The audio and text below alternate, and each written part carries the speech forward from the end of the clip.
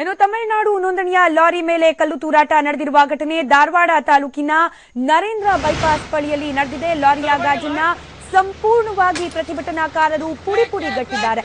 ಧಾರವಾಡ ಗ್ರಾಮಾಂತರ ಠಾಣಾ ವ್ಯಾಪ್ತಿಯಲ್ಲಿ ಒಂದು ಪ್ರಕರಣ ನಡೆದಿದೆ.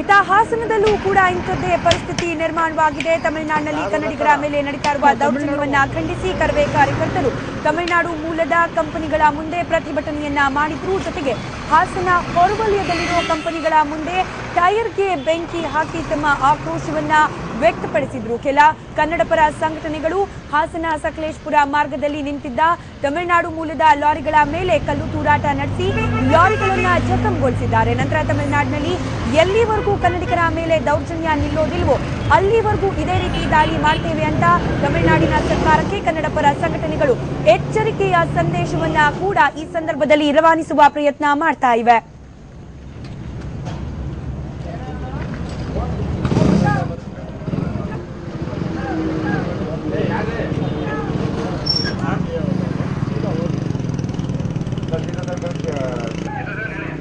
ಸರ್ ಮುಂದೆ ಬನ್ನಿ ಸರ್, ಎರಡು ಗಾಡಿಗೆ ಕಲ್ಲು ಹೊಡ್ಬಿಟ್ಟಾರೆ.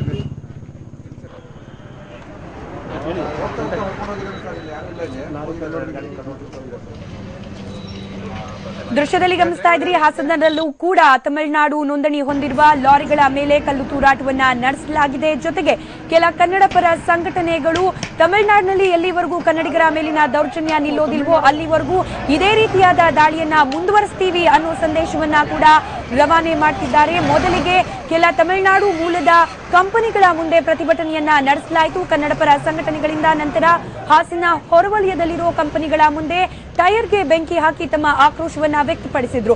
ಜೊತೆಗೆ ಕೆಲ ಕನ್ನಡ ಪರ ಸಂಘಟನೆಯ ಕಾರ್ಯಕರ್ತರು ಹಾಸನ ಸಕಲೇಶಪುರ ಮಾರ್ಗದಲ್ಲಿ ನಿಂತಿದ್ದ ತಮಿಳುನಾಡು ಮೂಲದ ಲಾರಿಗಳ ಮೇಲೆ ಕಲ್ಲು ತೂರಾಟವನ್ನ ಕೂಡ ನಡೆಸಿದ್ದಾರೆ.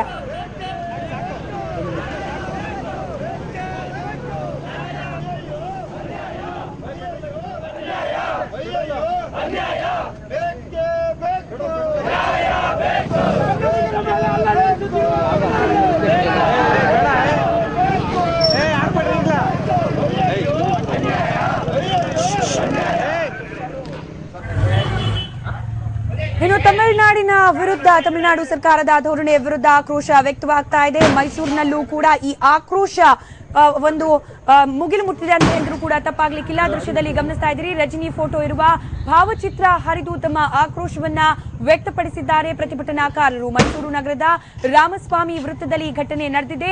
ಮುತ್ತೂಟ್ ಫೈನಾನ್ಸ್ ಜಾಹೀರಾತಿನಲ್ಲಿ ಕಬಾಲಿ ಪೋಸ್ಟರ್ ಅನ್ನ ಹಾಕಲಾಗಿತ್ತು. ಈ ಜಾಹೀರಾತು ನಾಮಫಲಕಗಳನ್ನ ಹೊಡೆದು ಹಾಕಿ ಆಕ್ರೋಶವನ್ನ ಪ್ರತಿಭಟನಾಕಾರರು ವ್ಯಕ್ತಪಡಿಸಿದ್ದಾರೆ. ಜೊತೆಗೆ ಪ್ರತಿಭಟನಾಕಾರರ ಮೇಲೆ ಪೊಲೀಸರು ಈ ಸಂದರ್ಭದಲ್ಲಿ ಲಾಠಿ ಚಾರ್ಜ್ ಅನ್ನ ಕೂಡ ನಡೆಸಿರುವ ಘಟನೆ ಮೈಸೂರಿನ ರಾಮಸ್ವಾಮಿ ಸರ್ಕಲ್ನಲ್ಲಿ ನಡೆದಿದೆ.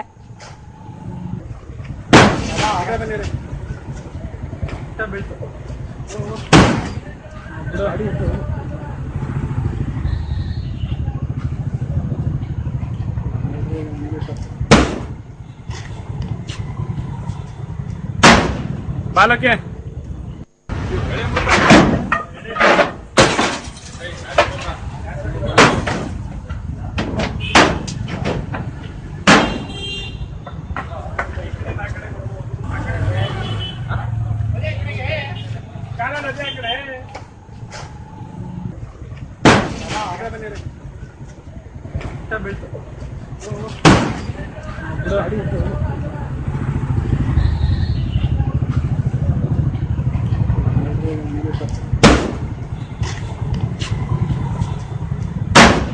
ಬಾಲಕ್ಕೆ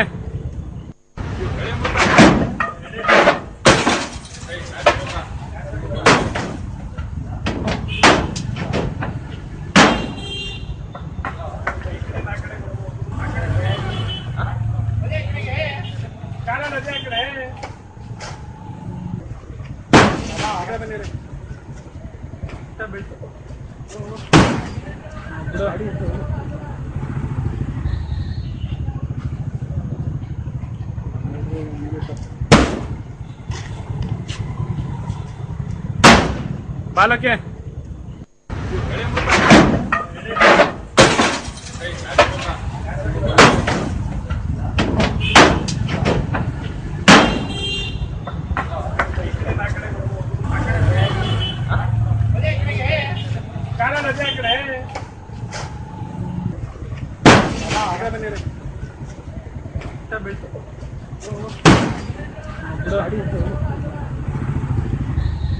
ದೃಶ್ಯದಲ್ಲಿ ಗಮನಿಸ್ತಾ ಇದ್ದೀರಿ ಮೈಸೂರಿನ ರಾಮಸ್ವಾಮಿ ವೃತ್ತದಲ್ಲಿದ್ದ ಮುತ್ತೂಟ್ ಫೈನಾನ್ಸ್ ಕಂಪನಿಯ ಜಾಹೀರಾತು ಫಲಕ ಏನಿತ್ತು ಅದರಲ್ಲಿ ರಜನಿಕಾಂತ್ ಭಾವಚಿತ್ರವಿದ್ದ ಪರಿಣಾಮ ಆ ಒಂದು ನಾಮಫಲಕವನ್ನು ಹೊರಹಾಕ್ತಾ ಇರೋದು. ಈ ಸಂದರ್ಭದಲ್ಲಿ ಪೊಲೀಸರು ಆ ಪ್ರತಿಭಟನಾಕಾರರ ಮೇಲೆ ಲಾಠಿ ಚಾರ್ಜ್ ನಡೆಸಿರುವ ಘಟನೆ ಕೂಡ ನಡೆದಿದೆ. ಈ ಬಗ್ಗೆ ಮತ್ತಷ್ಟು ಡೀಟೇಲ್ಸ್ ಕೊಡ್ತಾರೆ ನಮ್ಮ ಮೈಸೂರು ಪ್ರತಿನಿಧಿ ರಾಮ್.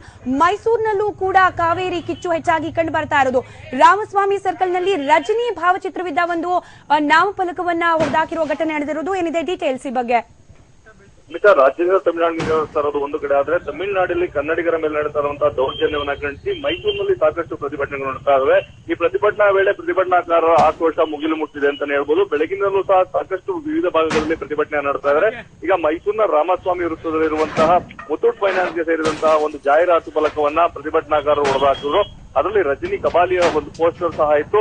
ರಜನಿಕಾಂತ್ ವಿರುದ್ಧವೂ ಸಹ ಪ್ರತಿಭಟನಾಕಾರರು ಆಕ್ರೋಶವನ್ನ ವ್ಯಕ್ತಪಡಿಸಿದ್ರು. ಈ ಒಂದು ಬಸ್ ಶೆಲ್ಟರ್ ನಲ್ಲಿ ಒಂದು ಜಾಹೀರಾತು ಫಲಕವನ್ನ ಹಾಕಿತ್ತು. ಇದನ್ನು ದೊಣ್ಣೆಯ ಮುಖಾಂತರ ಅದನ್ನ ಹೊರಹಾಕುವಂತಹ ಕೆಲಸವನ್ನ ಮಾಡಿದ್ರು.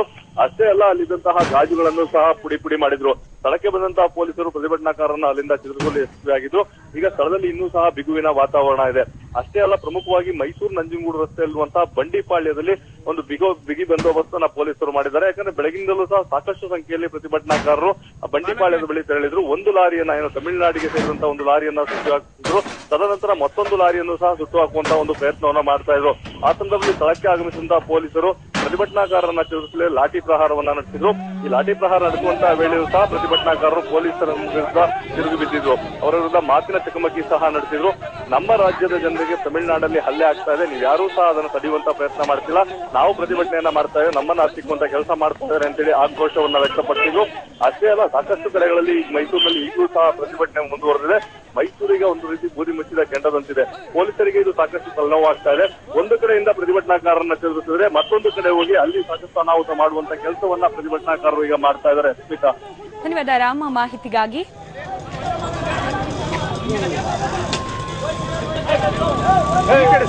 ಏನ್ ತೆಗಿತಿದ್ಯಾ?